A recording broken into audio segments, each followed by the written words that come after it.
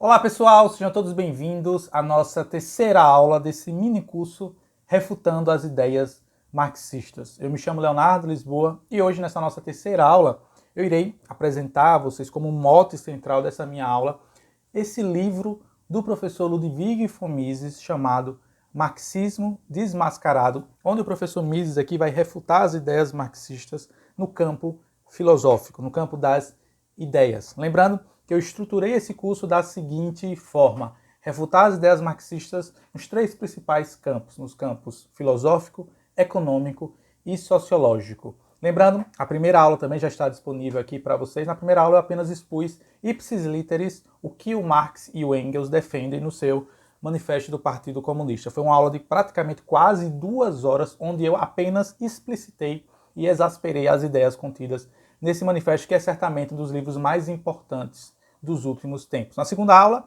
acredito eu que você já teve a oportunidade de ver, eu utilizei algumas observações pessoais minhas e também usei como base para tornar a aula um pouco mais, digamos assim, mais assertiva, esse livreto que teve como base 2 discursos proferidos pelo Friedrich August Hayek, vencedor do Prêmio Nobel de Economia em 1974. Na aula de hoje, eu quero utilizar um livro agora do Ludwig von Mises. Só lembrando, são esses 2 autores que eu escolhi aqui nesse nosso minicurso para refutar as ideias marxistas, o Hayek e o professor Ludwig von Mises. Na próxima aula, nós iremos ver ainda sim um livro do Ludwig von Mises, escrito em 1922, chamado O Cálculo Econômico em uma Comunidade Socialista. E aí, na próxima aula, eu vou contra-argumentar as ideias marxistas no campo econômico. Essa é a ideia central aqui do nosso curso. E, sem mais delongas, lembrando, todas essas aulas que vocês estão tendo a oportunidade de assistir também estão disponibilizadas em formato MP3 aqui mesmo na plataforma. O material de leitura, ou seja, o livro em PDF, também está disponível aqui, pode ser baixado por todos vocês, meus queridos e estimados alunos, caso desejem ler a obra na totalidade e na íntegra. Eu sempre faço a recomendação, por melhor que possa ser a minha aula, eu sempre faço a recomendação que, se possível, vocês leiam a obra para vocês mesmos chegarem a conclusões por conta própria. Beleza, pessoal? Então, lembrando, dúvidas, críticas, sugestões são sempre mais do que bem-vindas aqui no espaço dos comentários ou no nosso grupo privado do WhatsApp. Bom, sem mais delongas, vamos dar início. Esse certamente é um dos livros que mais me impactou quando eu estava lendo a respeito das ideias marxistas e da sua contra-argumentação. Porque o fato é, as ideias marxistas, já na época que o professor Mises proferiu, lembrando, só para deixar claro aqui, esse livro nada mais do que é a transcrição de palestras que o professor Mises proferiu na Universidade Pública de São Francisco em 1952.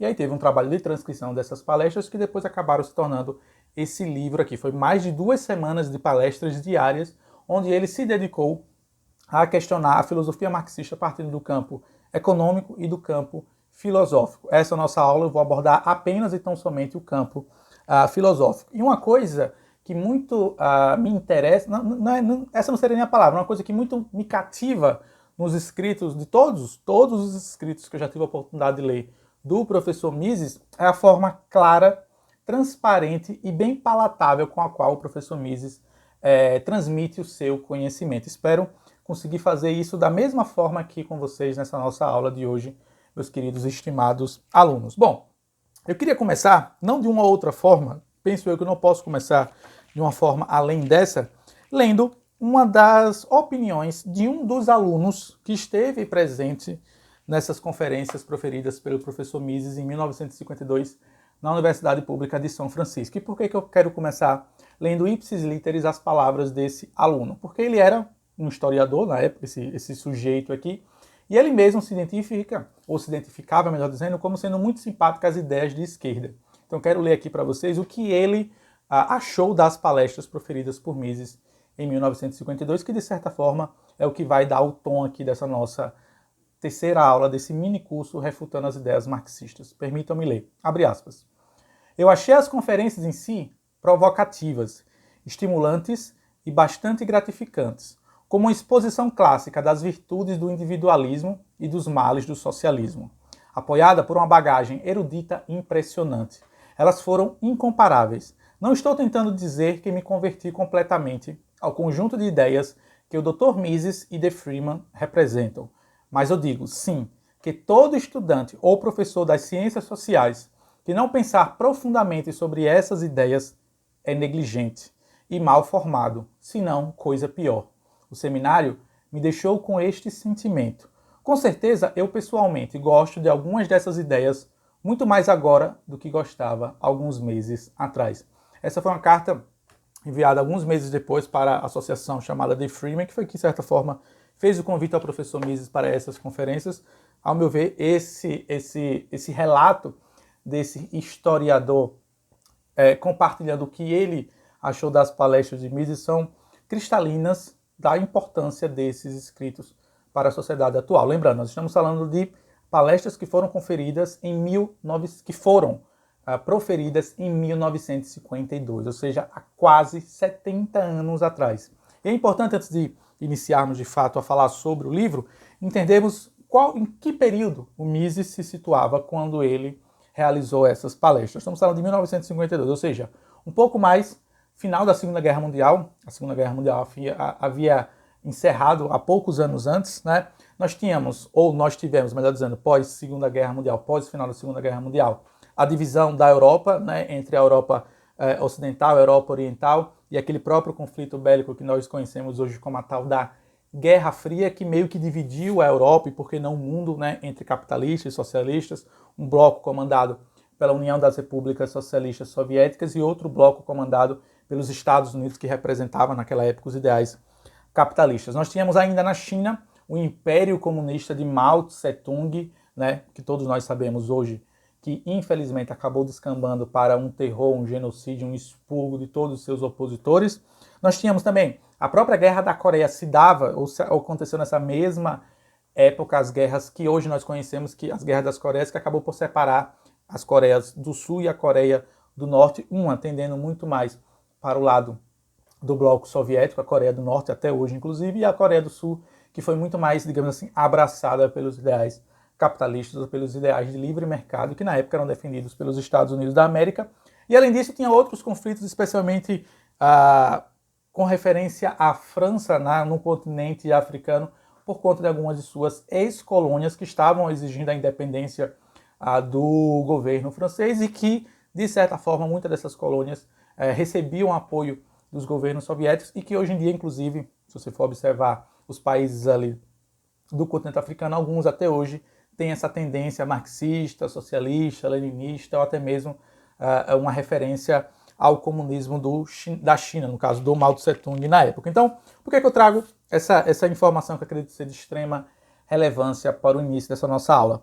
Para vocês compreenderem que essa época, ainda assim, já naquela época, melhor dizendo, já tinham intelectuais, a mídia, os jornalistas, o cinema, já era os estudantes, os professores universitários, alguns deles, e muitos, para ser mais sincero, segundo o próprio professor Mises, já eram simpáticos às ideias do socialismo e acreditavam que aquele momento era o momento onde as ideias socialistas iriam triunfar. E aí surge o cavaleiro, o professor Mises, tentando justamente contra-argumentar essas ideias. Lembrando, ele já fazia isso há 30 anos antes, pelo menos, como eu vou falar aqui para vocês mais à frente. Então, muitos intelectuais daquela época acreditavam que aquele período, 1950, 1960, a Guerra Fria, seria o auge do socialismo, onde o socialismo iria derrubar as ideias capitalistas que eram vistas por esses mesmos intelectuais como sendo ideias exploratórias e que causavam a miséria e propagavam a injustiça social entre as nações e os indivíduos que compunham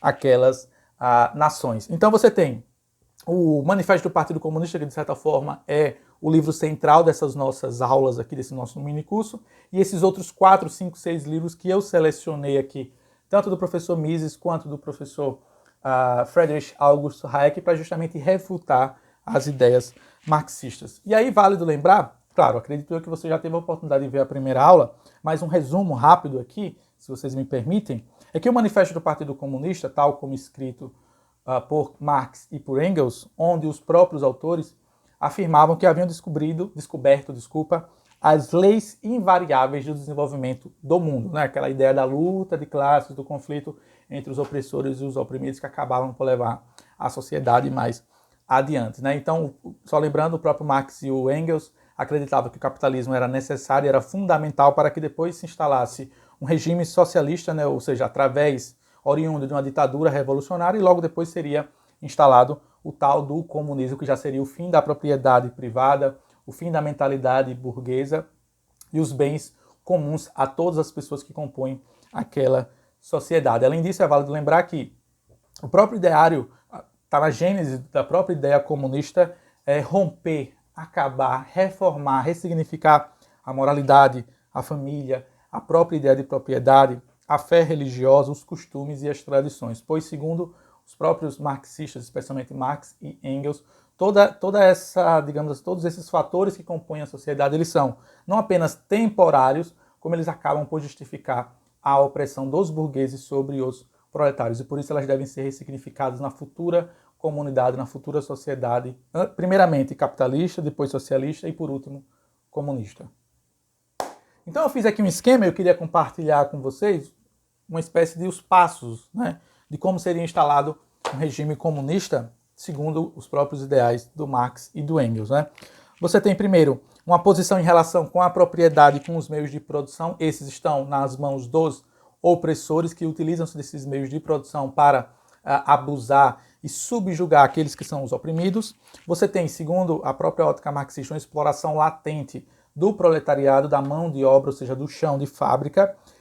Você tem, além disso, os capitalistas que, segundo a ótica marxista, eles subsistem, eles vivem do lucro do trabalho, né, desses proletários, ou seja, eles escravizam, como se fosse uma espécie de escravidão. E aí você tem a tão sonhada revolução armada e violenta. Por quê? Porque justamente essa tal dessa exploração feita pelos capitalistas vai fazer com que cedo ou tarde, de maneira inevitável e indubitável, chegue a tão sonhada revolução do proletário, que de certa forma ela é armada e violenta. Isso já está muito claro, eu já comentei com vocês, inclusive aqui com todos vocês, meus queridos e estimados alunos, na nossa primeira aula desse nosso minicurso.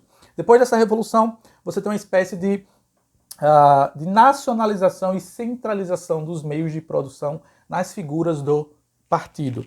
Depois, a própria ideia do lucro ela será abolida, visto que uma vez que os meios de produção sejam nacionalizados e centralizados, a própria ideia do lucro não vai ter mais preço, não vai ter mais salários. Essa, inclusive, é um dos motos principais do pensamento marxista. Lembrando, eu vou deixar para contra-argumentar as ideias no campo econômico na aula da próxima semana, né? Você tem, claro, a própria ideia do planejamento central, do fim da propriedade privada, ou seja, comunismo, vem daí, né? Bem comum, tudo para todos, todos para tudo, né? Essa é a ideia central presente no Manifesto do Partido Comunista e, de certa forma, está presente no âmago da própria ideologia marxista. E depois de tudo isso, segundo os próprios marxistas, você tem uma nova sociedade. Eu posso até usar a palavra como se fosse um paraíso na Terra, né? E o que mais me chama a atenção, especialmente nos escritos do professor Mises, é que você encontra eco nessas suas críticas ao socialismo. O primeiro, pelo menos talvez o mais importante, um dos seus escritos, um dos seus artigos, que depois virou livro, inclusive livro esse que nós iremos ver na aula da semana seguinte, que é esse aqui que eu compartilhei com vocês, O Cálculo Econômico em uma Comunidade Socialista. Esse livro aqui foi escrito em 1919. 1919, ou seja, vamos nos situar aqui no espectro da história. Estou falando de um artigo que foi escrito 2 anos pós-Revolução Russa, onde o próprio Mises já se levantava contra os ideais marxistas. Mas antes dele, em 1896, um professor de prenome Eugen von Baveck, que inclusive foi professor do Mises e uma das grandes mentes da Escola Austríaca de Economia, austríaco é óbvio, e teve a oportunidade também de ser professor do querido e estimadíssimo professor Ludwig von Mises, escreveu em 1896 um livro chamado Karl Marx e o Fim do Seu Sistema, ou seja, pouco menos de 50 anos depois, esse professor Eugen von Baveck já criticava as ideias socialistas. Só que, segundo o próprio Mises, aluno do von Baveck, as críticas do seu professor não eram tão contundentes, não eram tão assertivas, segundo, isso é uma visão do próprio Ludwig von Mises. Ele acreditava que seria a função dele levar, digamos assim, essa tocha, essa missão nobre do seu estimado professor adiante. E foi isso que ele fez nos seus mais variados livros e artigos que ele fez durante a sua vida. E ainda em 1922, 3 anos após esse livro que eu vou comentar com vocês na aula da semana seguinte, ele escreveu um outro livro, assim, mais de 500, 600 páginas, chamado Socialismo, uma análise econômica e sociológica, onde nesse livro, aí sim, o professor Ludwig von Mises expõe as entranhas do pensamento marxista no campo da economia, no campo da sociologia e no campo da filosofia. De certa forma, esse nosso mini curso aqui é apenas um pedaço, é apenas a fagulha que eu espero despertar em vocês um conhecimento para vocês buscarem essas outras recomendações bibliográficas sobre o assunto. Certamente esse livro de 1922, chamado Socialismo, Análise Econômica e Sociológica, seria possível realizar um curso completo inteiramente apenas sobre esse livro, mas eu pensei em pegar um pedaço, em pincelar um pedaço aqui e ali, unindo esses dois pensadores liberais, tanto Friedrich August Hayek quanto o professor Mises, para ser, de certa forma, a ementa principal aqui desse nosso mini curso.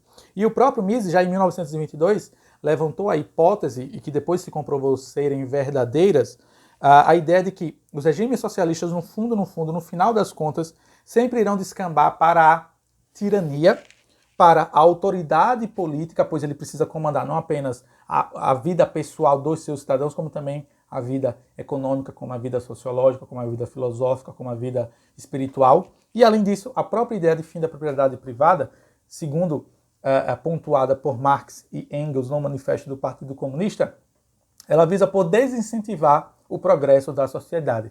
Porque o cidadão pensa, por que é que eu vou me esforçar para construir um bem para mim mesmo, para minha família, se tudo pertence ao Estado e se eu só posso fazê-lo com a autorização do Estado? E aí eu gosto muito de uma das perguntas iniciais aqui do livro, e é essa que eu quero trazer aqui a vocês para darmos de fato início à minha breve explanação acerca desse livro chamado Marxismo Desmascarado, é que o Mises se pergunta, lembrando, nós estamos falando de 1952, será que o sistema econômico socialista pode funcionar na prática? Então veja que pergunta capciosa do professor Mises, e que meio que parece que ele está dando, sei lá, um chacoalhar nos intelectuais que defendiam os regimes socialistas naquela época, porque a própria União Soviética já era um indício de que essas ideias socialistas no campo econômico não traziam resultado nenhum. Então você tem algumas palavras aqui palavras-chave que eu queria compartilhar com vocês aqui, por exemplo, sistema de preços, que é abolido na sociedade socialista. Você tem a alocação de recursos, que é feita através da figura do planejador central. A própria ideia de oferta e demanda ela é desvirtuada no cenário comunista, no cenário socialista. O cálculo econômico é praticamente inexistente. O planejamento central é digamos assim, uma palavra muito recorrente no pensamento marxista, no pensamento socialista e no comunista, pois acredita que um indivíduo é que tem ciência, que conhece todos os desejos, sonhos e anseios das pessoas que compõem aquela determinada nação. E a própria ideia de soberania do consumidor ela é vilipendiada, ela é derrubada, ela é escrutinada, ela é jogada para debaixo do tapete num país ou numa nação ou numa região que implanta as ideias marxistas segundo o professor Mises. Só lembrando, todas essas palavras-chave que eu pontuei aqui para vocês, meus queridos e estimados alunos, eu irei destrinchar na aula a seguir, que é mais voltada para a economia. Só lembrando, o que o Mises tenta fazer aqui é justamente atacar, digamos assim, as várias ramificações do pensamento marxista, que dominou a filosofia, a economia, a sociologia, a ciência, a mídia, os intelectuais, os professores, a educação. Se você for parar para analisar, tudo hoje, basicamente, que nós conhecemos hoje, pode ter certeza que se você for olhar lá no fundo, você vai ter uma tendência e um viés marxista. Já naquela época, o professor Mises já havia percebido isso. Imaginemos hoje, 70 anos depois, ainda estamos aqui tentando combater esses ideais tão vilipendiosos e tão danosos à sociedade. Por isso, e além disso, acredito ser mais do que fundamental um mini curso como esse para formar vocês, meus queridos e estimados alunos, a combaterem essas ideias tão danosas à nossa própria sociedade. Beleza? Então vamos lá. Lembrando, isso aqui foi só a introdução. Vamos dar início ao primeiro capítulo, chamado Mente, Materialismo e o Destino do Homem. Nesse primeiro capítulo, chamado Mente, Materialismo e o Destino do Homem, o professor Ludwig von Mises vai questionar a própria ideia filosófica presente nos ideais marxistas, que, se vocês forem observar, é uma filosofia que impera nos dias atuais. Não são poucos os professores dos mais variados espaços acadêmicos, seja na faculdade, seja na escola, que ainda defendem ideias que carregam na sua gênese um pouquinho do manifesto do Partido Comunista. Então vejam, em outras palavras, Mises está pontuando que naquela época o marxismo já era tão relevante na sociedade e que, se você for observar, ainda hoje o é, infelizmente. Então, além disso, o Mises pontua que muitas pessoas defendem as ideias marxistas sem saber que estão fazendo isso. Isso tem muito a ver com um pensamento revolucionário um pouco mais, não vou dizer contemporâneo não, porque isso é da época ainda do Benito Mussolini, do fascismo na Itália, e um sujeito chamado Antonio Gramsci, que meio que cunhou a ideia de revolução cultural, quando ele percebeu que as revoluções armadas não traziam tanto sucesso, ou melhor dizendo, elas traziam muito mais danos do que benefícios para as sociedades que almejavam ser socialistas. Ele cunhou esse termo de revolução cultural por entender que os ideais socialistas, marxistas, comunistas, socialistas, deveriam ser incutidos na sociedade através de outros espaços sociais, como a mídia, como a televisão, quer dizer, mídia e televisão é a mesma coisa, como a mídia, como a academia, como a intelectualidade, como os filmes, as próprias artes. E se você for observar, é meio que isso que acontece hoje em dia, quando basicamente você consegue ver, olhando, tendo um olhar um pouco mais apurado e mais aguçado, você consegue perceber influências do pensamento marxista dos mais variados lugares. E que, sem sombra de dúvidas, o Marx e suas ideias são as ideias mais fortes da atualidade. Isso aqui eu falo e confirmo o pensamento de Mises quando ele pontua isso sem pudor algum. Muitas pessoas defendem ideias marxistas sem saberem o que estão o fazendo. Isso torna suas ideias muito mais poderosas do que parecem. Agora, é importante entendermos o seguinte, que o marxismo, tal como defendido por Marx e por Engels no seu manifesto do Partido Comunista, acabou por criar outros tipos de marxismo, outros tipos de socialismo. Eu pontuo aqui apenas dois, o de Lenin e o de Stalin, né? O marxismo-leninista, o marxismo-stalinista, ainda tem o de Trotsky também, que qualquer pessoa que estudou um pouco mais sobre os conflitos entre os bolcheviques e mencheviques há de conhecer como Trotsky foi sumariamente expulso do partido pelo camarada Stalin e tudo mais, e tentaram apagar a sua história do próprio movimento revolucionário da Rússia de 1917. Mas, segundo o professor Mises, todos esses, digamos assim, todas essas outras ramificações do pensamento marxista nada mais do que são falar a mesma coisa com outras palavras, né? E é importante também pontuar que o Manifesto do Partido Comunista foi escrito ali na primeira metade ali do século 1848, para ser mais exato, mas alguns anos depois, 11 anos depois para ser mais exato, o próprio Karl Marx escreveu um livro chamado Contribuição à Crítica da Economia Política, que é um livro, inclusive, que o professor Mises vai, vez ou outra, fazer referência, e eu vou trazer isso a vocês aqui nessa nossa aula, mas o Mises pontua o seguinte, que o Marx vem a falecer em 1883, não apenas expatriado ou apatriado, visto que ele havia sido expulso de vários países por conta justamente das suas atividades políticas, e aqui permitam-me abrir um parênteses, quem quiser conhecer um pouco mais dessas fugas, digamos assim, territoriais, ou expulsões territoriais do próprio Karl Marx, recomendo um filme chamado O Jovem Karl Marx, de 2017, um filme fantástico, assisti esses dias agora, para poder justamente compartilhar com vocês aqui, que é um filme que mostra um pouco do quão sofrida foi a vida de Marx, em certa medida, por conta das suas próprias atividades políticas. Então ele morre em 1883, é enterrado num cemitério privado e praticamente desconhecido. Seus escritos não eram de forma alguma relevantes e ele tampouco era a mente mais brilhante da sua época. Tinha outras figuras que circundavam o próprio Marx e o Engels, como o Proudhon, que era um socialista muito famoso na época, como o próprio Bakunin, que é considerado uma das grandes referências do pensamento anarquista, e outros tantos socialistas que tinham muito mais relevância do que o próprio Karl Marx. De todavia, essa morte, digamos, ou esse falecimento, ou esse tempo em que o Marx ficou na escuridão, ao meu ver, serviu justamente para que quando ele retornasse, as suas ideias retornassem da tumba, elas viessem cada vez mais fortes. E sem sombra nenhuma, as suas ideias, já naquela época, segundo Mises, dominavam, né, a academia, a intelectualidade, a mídia, A Mente dos Jovens Revolucionários. Imaginemos hoje, 70 anos depois, onde o próprio Karl Marx ele é cultuado e celebrado nos mais variados espaços sociais. Mas é importante entendermos que, no campo de vista, numa linha de pensamento filosófico, o Marx ele é considerado um materialista. E eu vou explicar isso a vocês de maneira breve, sucinta e mais clara possível, tal como o Mises faz aqui nesse seu livro.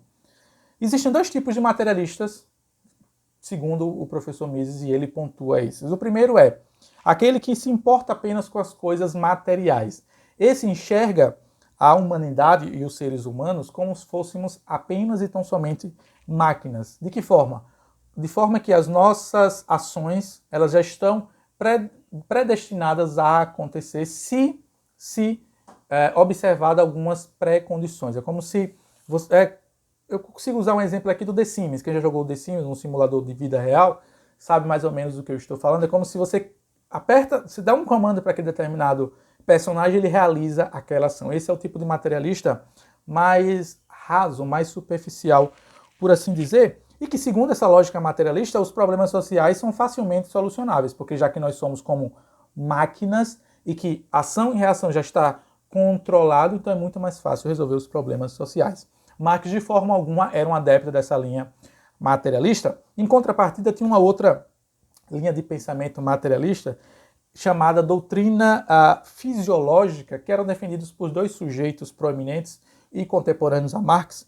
O primeiro de nome Ludwig Feuerbach e o Carl Vogt, ambos contemporâneos, pensadores contemporâneos de Marx, e Marx inclusive odiava assim, de maneira latente esse segundo, Carl Vogt, chegou a escrever inclusive críticas a esse pensamento, essa doutrina fisiológica, que acreditava que as soluções propostas para um problema filosófico básico tinham como centro a ideia de mente e alma, corpo e fisiologia. É uma outra ideia da ação e da reação, só que um pouco mais rebuscada. Porque essa doutrina fisiológica acredita na ideia, ou tem a alusão, de pensar que os pensamentos e as ideias a qual nós expomos as pessoas que estão próximas a nós, elas são simplesmente emanações do cérebro. Só que devemos lembrar, e aí o próprio Mises já faz essa crítica a essa doutrina fisiológica, que de forma alguma o Marx era simpático, é bom deixar isso aqui muito claro, daqui a pouco eu vou falar qual era a linha materialista do Marx, é que ideias e pensamentos não são iguais, mesmo que nós estejamos nas mesmas condições, porque nós seres humanos somos indivíduos totalmente imprevisíveis, nós não somos verificáveis através de experimentos sociais, nós não somos como máquinas, né? E aí, o próprio Mises faz uma crítica a um outro pensador, esse não é contemporâneo a Marx, não, porque ele nasceu 10 anos, 13, 14 anos antes da morte do próprio Marx, então certamente Marx não teve contato com o Bertrand Russell, que é um dos filósofos mais queridos por essa parcela marxista, socialista, comunista, ateísta. O próprio Marx era ateu, ele deixou isso claro em vários dos seus escritos, quando Bertrand Russell falava que não existe diferença nenhuma entre homens e pedras, a não ser que, segundo ele, os homens reagem a mais estímulos do que pedras. Só que se você for observar esse pensamento filosófico, não faz sentido nenhum, porque é muito possível e verificável você pegar uma pedra e enumerar as variáveis possíveis da reação daquela pedra, enquanto que os seres humanos, isso é humanamente impossível, visto que cada ser humano, cada indivíduo carrega dentro de si uma luz própria, uma luz individualista que faz com que não sejamos verificáveis através desses experimentos sociais. Uma pedra, sim, uma pedra você consegue enumerar inúmeras variáveis que são finitas, né? Diferente dos seres humanos que possuem variáveis infinitas. Tá? Então vejam que ainda assim, inclusive o próprio Mises aponta que dentro dessa lógica do Bertrand Russell, e que é defendida por alguns socialistas, marxistas, não é o caso de Marx, é bom deixar isso aqui muito claro, o Isaac Newton descobriu, ou pelo menos formulou a teoria da gravidade por acaso. Né? Se qualquer outro sujeito estivesse sentado embaixo de uma árvore e caísse uma maçã sobre a sua cabeça, esse mesmo sujeito poderia ter também desenvolvido ou teorizado a teoria da gravidade. Só que no fundo a gente sabe que não é assim que acontece, pois ideias, ações e reações são totalmente distintas a depender do indivíduo. E aí é onde entra a doutrina materialista de Karl Marx. Karl Marx, como eu comentei nas aulas anteriores, acreditava que o sistema de produção e as forças materiais é que acabavam por mover o desenvolvimento do mundo, não necessariamente as ideias, mas sim as forças produtivas materiais. Então Marx meio que cria um novo sistema, uma nova doutrina materialista. Inclusive, esse pensamento fica muito presente no filme, que eu comentei com vocês alguns minutos atrás, e fica a recomendação. O título chama-se O Jovem Karl Marx. Infelizmente eu não encontrei ele nem na Netflix e nem na Amazon Prime, mas eu sei na Telecine. E baixando na internet, claro, vocês podem encontrar, meus queridos e estimados alunos. Então, segundo a lógica, a doutrina filosófica do Karl Marx, as forças produtivas materiais é que movem o mundo. E partindo dessa lógica de forças produtivas materiais, que era o pensamento materialista que circundava as ideias de Marx e de Engels no Manifesto do Partido Comunista, o Marx, inclusive, deixou isso muito claro em vários dos outros seus escritos, antes do próprio Manifesto do Partido Comunista, como depois, que Marx ele ficava muito feliz com o surgimento de novas ferramentas e máquinas, porque ele acreditava que essas novas ferramentas e máquinas iriam fazer com que o socialismo chegasse mais cedo, ou que a revolução do proletário ela se adiantasse no decorrer da história, na linha do tempo da história. Só que devemos atentar ao seguinte: esse pensamento materialista de Marx, das próprias ferramentas que vão levar ao socialismo, porque segundo ele, aquela exploração latente que permeia o pensamento capitalista vai fazer com que cada vez mais os proletariados fiquem insatisfeitos com a tal da burguesia, não faz muito sentido, porque o Marx ignora que as ferramentas e as máquinas são criações do próprio homem. As ferramentas e as máquinas não caíram do céu, não foram atiradas por nós, por um ente divino, e falam, toma aí uma máquina, toma aí uma ferramenta. Não, elas são justamente exasperações do pensamento humano, onde um indivíduo ou um grupo de indivíduos pensou como é que nós podemos facilitar a nossa própria vida, como é que nós podemos tornar esse processo aqui de manufatura muito mais rápido, muito mais prático e menos danoso e menos laborial a nós mesmos e aos nossos funcionários ou aos nossos proletários, se você quiser usar uma terminologia marxista. Então, mais uma vez, né, o Marx, segundo o professor Mises, não apenas ele faz aquele reducionismo de classe que eu compartilhei com vocês na nossa primeira aula, em reduzir a sociedade a apenas dois aspectos, né, a duas parcelas, né, os burgueses e os proletários, onde ele coloca os burgueses como sendo os vilões, ou todos os vilões, e o proletário como sendo a parcela boa da sociedade. Aquele maniqueísmo, de certa forma, exacerbado e infantil e, por que não, reducionista. O Marx faz a mesma coisa no campo da tecnologia, onde ele deixa claro, segundo seus próprios escritos, que máquinas e ferramentas serão fundamentais para a própria chegada da revolução. Todavia, é válido pontuar que novas máquinas e novas ferramentas, ao contrário do que Marx achava ou pensava que iria acreditar, que iria acentuar o próprio desejo revolucionário dos proletários, foi justamente o contrário que aconteceu. Se você for observar na história do mundo, segundo Marx, segundo os escritos do Marx, a Revolução Comunista, a Revolução Socialista iria acontecer na nação mais desenvolvida, que na época era a Inglaterra, e não foi o que aconteceu. A Revolução do Proletário aconteceu na Rússia, em 1917, justamente num país ainda agrário, num país ainda onde a manufatura, onde a ideia da produção de massa sequer tinha chegado. Isso por si só, ao meu ver, já é um dos pontos que nós podemos utilizar aqui para refutar as ideias marxistas. Então Marx acreditava que novas ferramentas iriam construir uma nova sociedade e a própria ideia da superestrutura, como eu comentei lá na nossa primeira aula, aquela ideia de que dentro dessas próprias camadas sociais de classe existem outras classes, outras camadas, outra sociedade, ele chama isso de superestrutura. Você tem o opressor e o oprimido, mas dentro dessa camada aqui de opressores e oprimidos, você tem uma miríade de outras classes que também permeiam esse pensamento opressor, esse pensamento da tal da luta de classes. E é válido pontuar também aqui, e o Mises nos traz esse questionamento, tudo bem, Marx veio com essa ideia materialista de que as produções, de que os meios materiais aqui vão influenciar, e que vão mudar o mundo, que vão ressignificar e construir um novo mundo, mas por quem?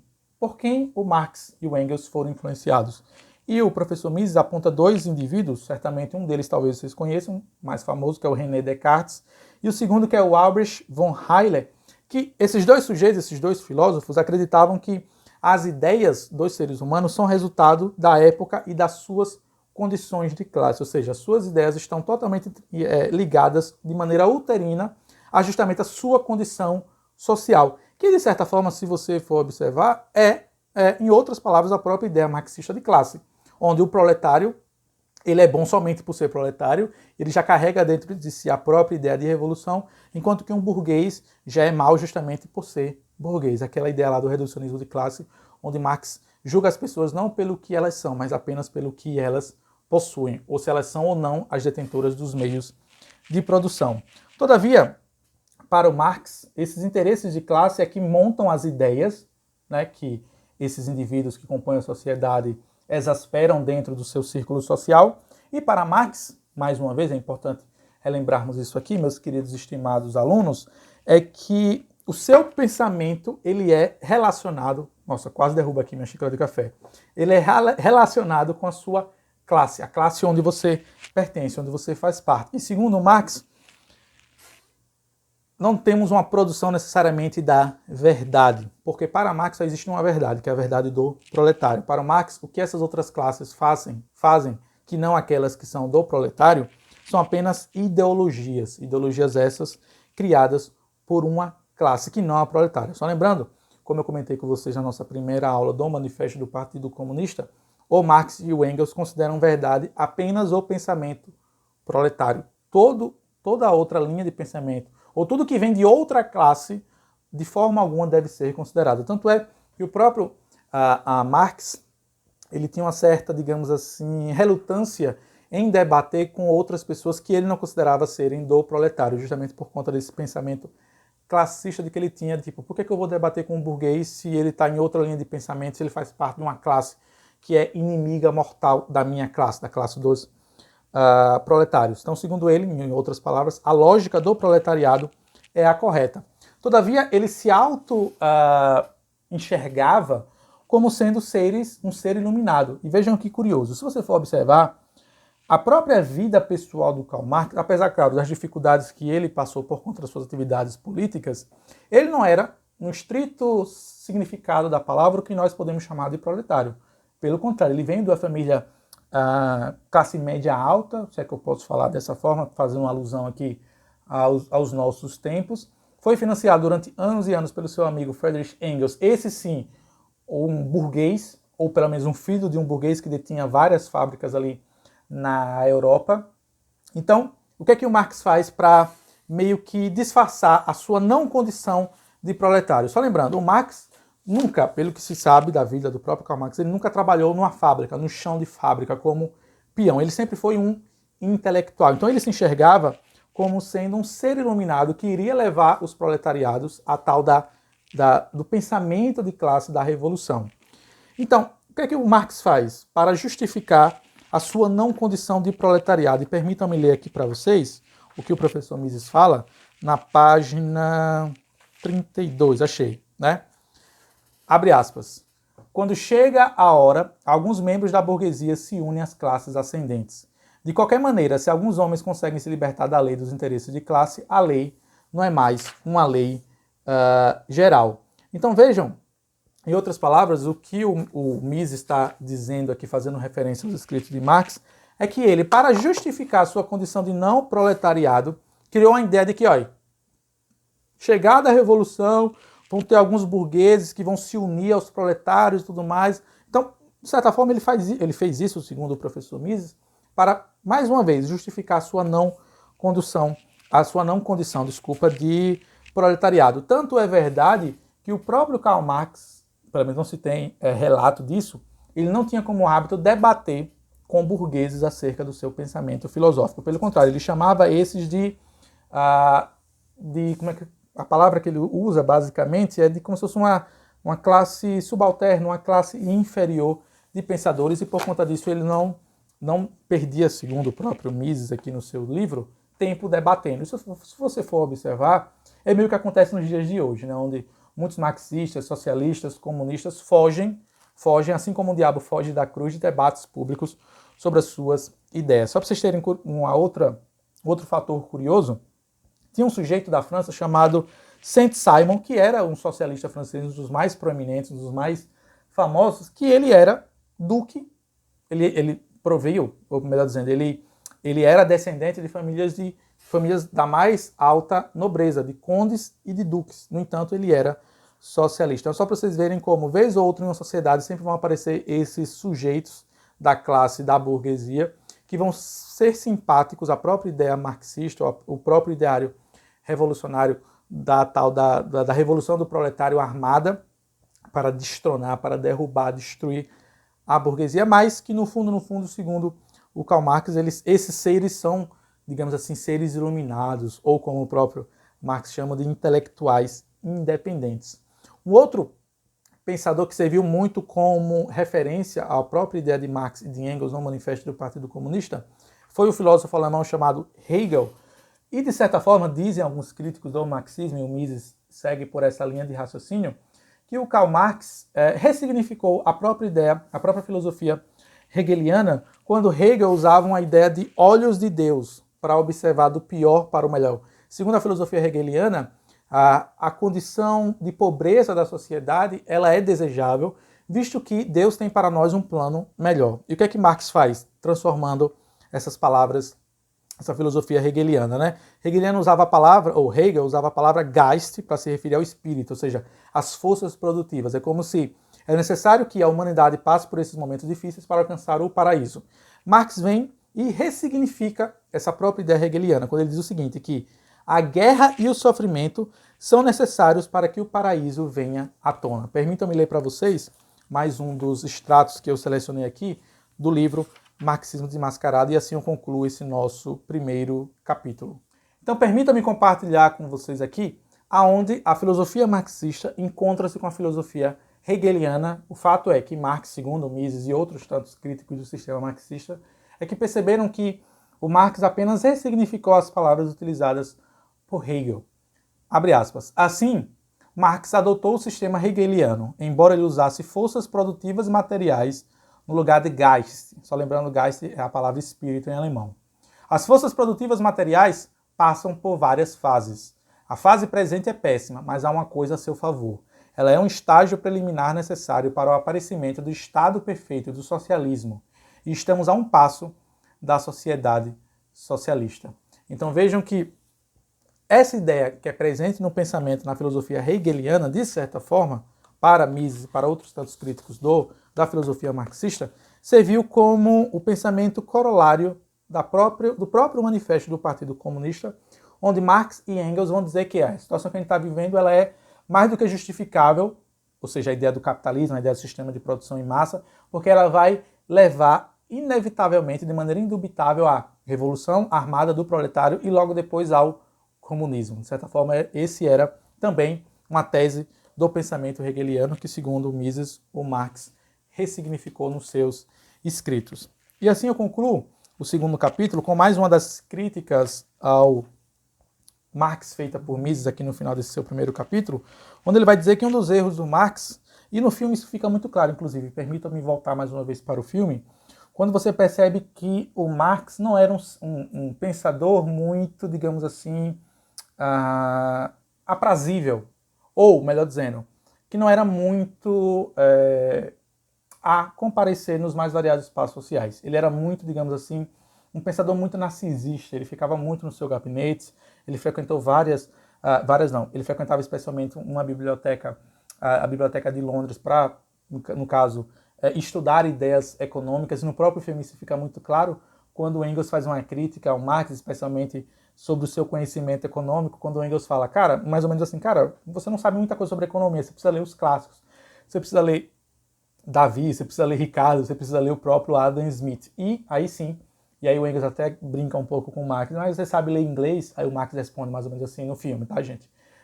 Eu aprendo rápido. Aí ele vai para a biblioteca, pega os clássicos da economia, Davi, Ricardo e o próprio Adam Smith, e começa a ler esses autores do pensamento econômico clássico e, de certa forma, começa a ressignificar os próprios escritos de David, de Ricardo e do próprio Adam Smith. Então, para o Mises, um dos outros grandes erros do Marx era justamente não sair às ruas e ver o que estava acontecendo ao seu redor.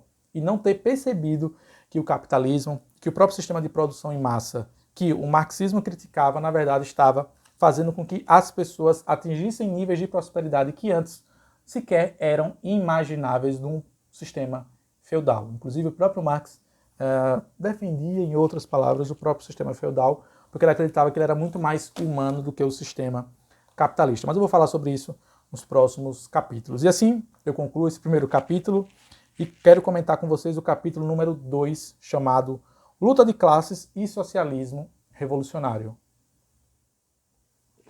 Então, nesse capítulo 2, chamado Luta de Classes e Socialismo Revolucionário, lembrando, antes de Marx, a própria ideia socialista já existia. É importante deixar isso aqui muito claro. Existiam o que nós conhecemos como socialistas utópicos, a qual esses, inclusive, o Marx dedicou várias críticas ácidas e contundentes, justamente por acreditar que eles eram muito utópicos. Então vem aí o socialismo científico e o próprio socialismo revolucionário, que carrega, de certa forma, um pensamento ainda muito classista, porque partindo de uma lógica marxista, os interesses eles eram independentes das ideias e do pensamento humano. Ou seja, em outras palavras, os interesses dos indivíduos estavam justamente conectados com a sua classe. E que se você pertencia a determinada classe, no caso, burgueses ou proletários, você já tinha os seus interesses definidos. Se você era um burguês, seu interesse era justamente aumentar a dominação sobre o mais fraco. Enquanto que se você era um proletário, o seu desejo latente, o seu desejo intrínseco era justamente sair desse estado de dominação e almejar a sociedade revolucionária, a sociedade socialista e, por que não, a sociedade comunista. Isso, de certa forma, é o que justifica a ideia presente no Manifesto do Partido Comunista, logo nas primeiras páginas, da manutenção da luta de classes, de como ela é importante justamente para o estouro da Revolução Socialista. Agora, quando a gente fala sobre classe, o próprio Mises faz uma crítica ácida, perspicaz e sagaz, que segundo o próprio professor Mises, o Marx, nem tão pouco o Engels, definiu muito o que era classe. Né? Veja que no Manifesto do Partido Comunista, isso de forma alguma fica claro. Ele apenas pontua quem são os burgueses e quem são os proletários. Mas a própria ideia de classe, segundo Mises, ela é muito nebulosa. E, se você for observar, o Marx escreveu o Manifesto do Partido Comunista em 1848. Ele morre em 1883 e tampouco é encontrado nos seus escritos uma definição tanto quanto mais elaborada do que vem a ser classes. O professor Mises aponta que, após a morte do Karl Marx, foi encontrado na sua mesa de trabalho, no seu escritório, algumas anotações que depois foram unificadas e juntadas pelo próprio Friedrich Engels e acabou se tornando o Capital, volume 3. Então, só lembrando, o Capital são 3 volumes. O primeiro e segundo, de certa forma, o Marx deixou bem claro como seria a escrita desses 2 livros, mas o terceiro volume nada mais do que é uma união de alguns escritos que foram encontrados na mesa, no escritório do Karl Marx, quando esse veio a falecer pelo seu estimadíssimo amigo Friedrich Engels. E aí tem, nesse terceiro volume do Capital, que reúne esses escritos póstumos do Karl Marx, tem um capítulo específico de 3 páginas que o Marx explica o que não é classe, só que ele não explica o que é classe. E, ao meu ver, é muito perigoso você ter uma filosofia baseada justamente nessa ideia de luta de classes, quando você não explica primeiramente o que é classe. Inclusive, ao meu ver, isso deveria ser uma das primeiras preocupações e, de certa forma, nos deixa um tanto quanto consternados, porque a palavra classe está presente na própria filosofia, na etimologia marxista. Mas tampouco o Marx chegou a definir o que é classe. Quer dizer, escritos póstumos, ele apresenta o que não é classe. Então vejam que a filosofia dele já começa meio que com a lacuna, meio que com um vazio, justamente por ele não deixar muito claro o que vem a ser classes. E nesse ponto, o Ludwig von Mises é certamente um dos pensadores mais contundentes nas suas críticas a Marx, porque o professor Mises não se preocupou tão somente em contra-argumentar as ideias marxistas no campo filosófico, mas também no campo econômico e no campo sociológico. E o próprio Mises, além de contra-argumentar as ideias marxistas, escreveu um outro livro, algum tempo depois, chamado Liberalismo, onde defende a sua própria ideia de mundo. Coisa essa que Karl Marx nunca fez. Karl Marx escreveu um manifesto do Partido Comunista, mas não deixou muito claro como seria o futuro dessa comunidade socialista, comunista, e tampouco escreveu algum livro ou algum artigo um tanto quanto mais profundo criticando as ideias capitalistas, criticando as ideias liberais. Então, só para vocês verem como é que funciona o pensamento marxista partindo de uma ótica liberal, ou seja, uma crítica liberal. Então, se você tem pessoas que estão dentro de classes, que não foi muito definido por Marx e por Engels o que vem a ser classes, e que possuem interesses que estão conectados justamente a essa sua classe. Agora, uma outra pergunta que o Mises nos faz, eu acredito essa também ser uma pergunta importantíssima para nos levar-nos a uma reflexão profunda acerca do pensamento marxista é que esses interesses de classe levam a quais fins? E quais métodos nós podemos utilizar para alcançar esse fim? Então, permitam-me ler aqui, mais um extrato aqui, que o próprio Marx, ele se contradisse várias vezes.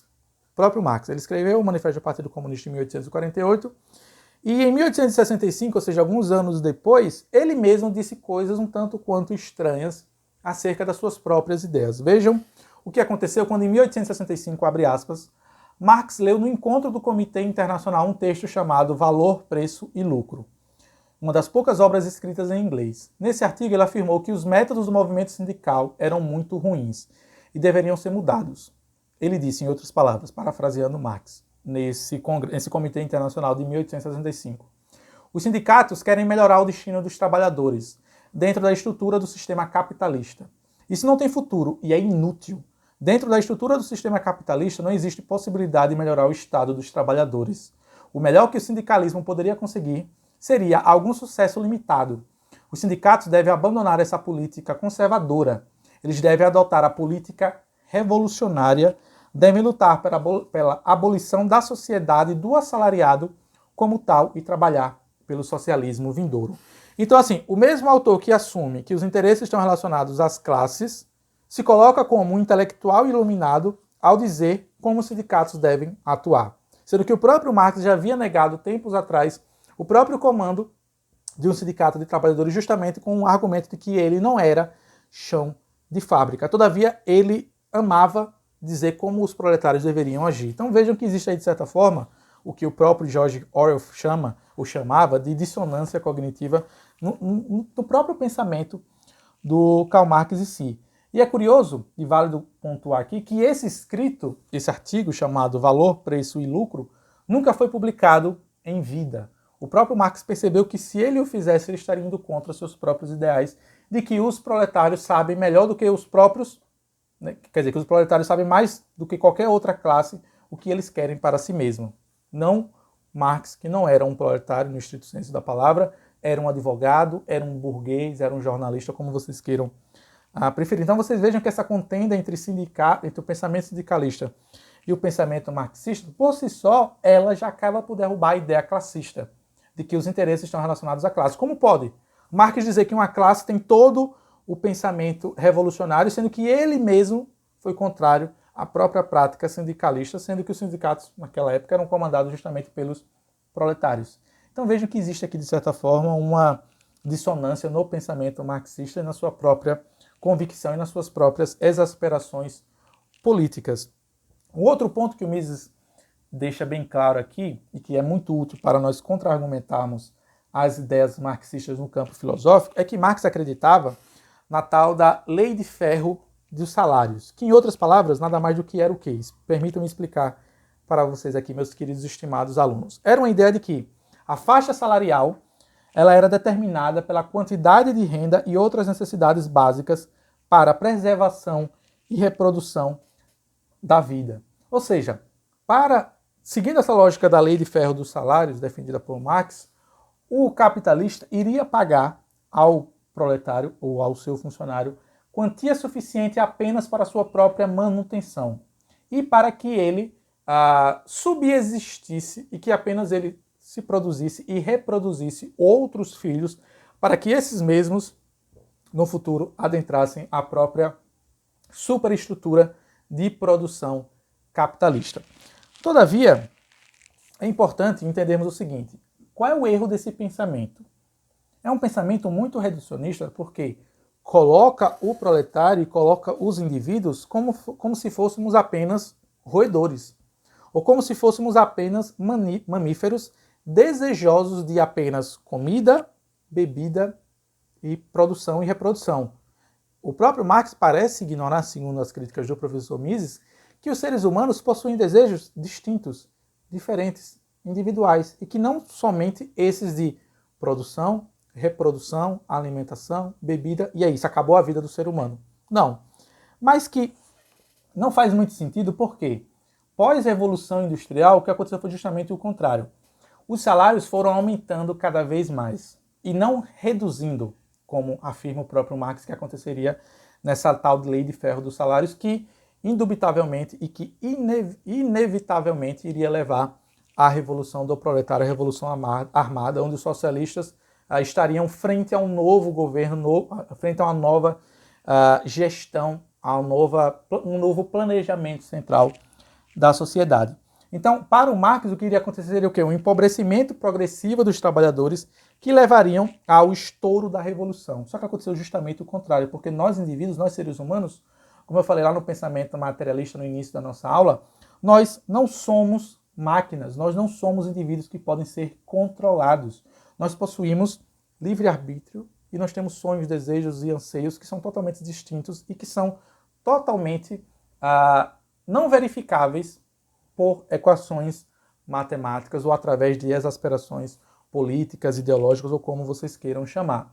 Esse pensamento marxista da lei de ferro e de salários, que encara os seres humanos como se fossem meros roedores ou meros mamíferos, você é possível encontrar uma certa ressonância no pensamento que imperava na época, do pensamento darwinista, no caso de Charles Darwin, de que os seres humanos agem na base do instinto e não na base do racionalismo, ou então tenta um pouco na base do raciocínio ou do seu intelecto. Então o pensamento marxista reduz todas as pessoas que compõem o proletariado a meras peças no jogo do xadrez, no tabuleiro de xadrez. Então, o que foi que Marx não percebeu com a sociedade capitalista? É que o sistema de produção capitalista concedeu aos proletários, como ele gosta de se referir, alguns benefícios que não existiam na época do sistema feudal, como, por exemplo, a ideia de produção para a massa, onde cada vez mais pessoas passaram a ter acesso a objetos e a benesses antes dedicadas apenas à alta nobreza ou aristocracia. O próprio conceito de consumidor soberano, que eu vou explicar isso mais adiante na aula seguinte, quando eu for abordar junto com vocês, meus queridos e estimados alunos, a partir de uma perspectiva econômica, onde no sistema capitalista é o consumidor que é o chefe, que é o patrão, pois as fábricas produzem para quem? Para a massa. Então é a massa que, de certa forma, envia mensagens através do mercado, através do crescimento de uma fábrica, de uma empresa ou de um gestor, o quão desejosos eles são daqueles produtos. Isso passa uma mensagem clara ao mercado, né? A própria ideia de assalariado, criticada por Marx, ele mesmo deixa claro que a sociedade marxista, a sociedade comunista socialista, iria abolir a ideia de salários, a ideia de preço, porque não seria mais necessário. Mas o Marx ignora, segundo o Mises, que um assalariado, ele mesmo se torna, assim que ele recebe o pagamento do seu patrão, ele mesmo, após isso, se torna um consumidor. E ao mesmo momento que ele é funcionário daquela empresa, ele também é consumidor daqueles próprios produtos ou de outros produtos que o transformam, de certa forma, segundo a lógica defendida por Mises aqui nas suas críticas ao pensamento marxista, um consumidor ou um patrão, segundo a lógica misesiana, segundo a lógica também, por que não, liberal, que acredita de maneira fidedigna nesse tipo de pensamento, né? E que tudo isso caminha por levar a sociedade ao progresso e ao desenvolvimento nunca antes visto antes de Marx e tão pouco antes da Revolução Industrial. Por quê? Porque Marx não conseguia, de forma alguma, isso é, segundo Mises, um dos outros defeitos crassos e fundamentais do pensamento marxista, ele não considerava sequer que a evolução da humanidade poderia surgir fora do seu pensamento materialista histórico. Lembrando, materialista no sentido que das forças produtivas materiais e histórico, porque segundo o Marx, seu próprio manifesto do Partido Comunista, ele havia descoberto a lei inevitável do progresso da sociedade. Todavia, ele ignora mais uma vez o indivíduo, sonhos, riqueza e desejos individuais. Então, assim, você reduzir a sociedade apenas aos bens materiais ou à detenção dos meios de produção, você está reduzindo os seres humanos a meros roedores, a meros mamíferos. Nós sabemos muito bem, hoje em dia, por exemplo, que o próprio conceito de riqueza ele é muito, digamos assim, ele é muito maleável. Não necessariamente riqueza, ou quem é rico, é somente quem tem dinheiro, ou quem tem bens materiais, ou quem tem posses, casas, iates, helicópteros. Não, a riqueza, ela pode ser, digamos assim, objeto, sonho de uma pessoa através de outras conquistas que não necessariamente passem apenas pela obtenção de bens materiais, ou de moeda, ou de dinheiro, como vocês queiram chamar. E o Marx também pontuava que um outro erro crasso dele já naquela época após a Revolução Industrial é que aquele surgimento de novas máquinas, novas ferramentas, esse progresso das máquinas iria levar o fim dos especialistas. Quem eram os especialistas? Eram essas pessoas que, de certa forma, conseguiam comandar e conseguiam controlar as máquinas. E que, segundo a lógica marxista, as máquinas iriam evoluir a tal ponto que não seria nunca mais necessário a mão de obra, no caso do proletário, para manutenção daquela máquina. Tão pouco isso se justificou e tão pouco isso se verificou, porque assim, tem aquela clássica história do botão, né? Que um sujeito chama um mecânico, um eletricista para consertar determinada máquina, determinado produto, determinado equipamento, ele vai lá, dá uma olhada assim rápida, 2, 3 minutos, e aperta um botão, coisa um fio lá, mexe um fio e resolve o problema. E aí o rapaz que convidou, que chamou esse eletricista, mecânico, enfim, para consertar aquele equipamento, olha para ele com um olhar de desdém e meio que fala algo parecido com isso. Cara, mas foi só 2 minutos, você já consertou a máquina, por que você está me cobrando o valor de 1 hora? Aí o mecânico, ele já respondeu algo parecido com isso. Mas foram tantas e tantas horas que eu dediquei a minha vida justamente para saber qual botão apertar, qual fio cortar e onde encontrar o erro. Então vejam que essa ideia de fim dos especialistas não faz muito sentido, porque com o avanço das máquinas, que de certa forma hoje nós temos máquinas que serviram para reduzir o trabalho laboral de nós seres humanos, criou-se uma outra necessidade. Criou-se a necessidade de novos especialistas, não apenas para o controle dessas máquinas, como também para a manutenção. Então vejam que essa ótica marxista de que as máquinas iriam levar de maneira inevitável a própria instalação do regime comunista socialista não se comprovou na prática. Porque, mais uma vez, esse progresso das máquinas, segundo Marx, ele deixa isso muito claro, tanto no Manifesto do Partido Comunista como em outros escritos posteriores, que o progresso das máquinas iria levar, iria, digamos assim, acelerar o processo revolucionário. E o professor Mises faz mais uma crítica aqui à própria filosofia marxista, quando Mises pontua que a filosofia marxista ela é baseada em 3 ramificações, que é a ideia da tese, da negação da tese e da negação da negação. Eu vou dar um exemplo muito claro aqui, usando as próprias palavras do Mises em alusão ao pensamento marxista. O Marx dizia que as ferramentas estavam na mão do proletário, né? As ferramentas, digamos assim, utilizadas nessa força produtiva material que iria levar à revolução. Essa é a tese. Só que logo depois, o Marx diz que essas ferramentas haviam sido tomadas pelos capitalistas. Então você tem a tese de que as ferramentas estavam na mão dos proletários.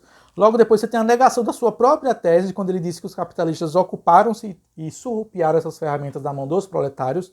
Ou seja, vamos imaginar aqui no sistema feudal, né, onde os proletários, ou seja, as pessoas que ocupavam o feudo, tinham na mão as ferramentas, né? No sistema capitalista, essas ferramentas passaram a ser de propriedade dos burgueses, e logo depois, para fazer uma negação da sua própria tese, ou seja, negação da negação, ele diz o quê? Que a propriedade das ferramentas está na mão de toda a sociedade. Então, quer dizer, primeiro ele diz que está na mão dos trabalhadores, é a tese. Depois ele nega a sua própria tese, dizendo que agora essas ferramentas estão na mão dos capitalistas. E logo depois ele diz que as próprias ferramentas estão na mão de toda a sociedade. Então vejam que você tem tese, negação da tese e negação da sua própria negação. Isso tem muito a ver com as críticas do Marx aos socialistas antes dele, os próprios socialistas utópicos, que, de certa forma, para Marx, eles eram muito, digamos assim, muito fantasiosos em como eles acreditariam que poderiam mudar a sociedade partindo de um ponto de vista utópico. Porque para os socialistas utópicos, e o Marx criticava isso de maneira ferrenha, eles acreditavam que podiam convencer as pessoas a participar da revolução armada, ou pelo menos de que ela não deveria ser tão, digamos assim, apressada. Os socialistas utópicos eram muito mais, por assim dizer, pé no chão, eles eram muito mais coniventes com uma postura um tanto quanto conservadora. Inclusive era assim que o Marx se referia aos socialistas utópicos, como sendo conservadores. E aí você tem o socialismo científico, né, que, segundo o Karl Marx, ele era inevitável por conta justamente do próprio processo de revolução industrial, e aí surge, de certa forma, o socialismo revolucionário, que é um movimento socialista, né, que visa derrubar violentamente os burgueses do seu poder para a ascensão do regime socialista. Eu quero compartilhar com vocês mais um dos extratos aqui, que o professor Mises nos traz, na página 43, né? Porque, assim, Lembra que no manifesto do Partido Comunista o Marx dizia que a revolução era inevitável e indubitável. Todavia, ele mesmo atuava nos bastidores para que essa revolução se adiantasse, para que essa revolução chegasse mais cedo. Então vejam a crítica que o Mises faz a esse pensamento marxista. Abre aspas. Marx pegou suas metáforas emprestadas do campo da ginecologia. O Partido Socialista era como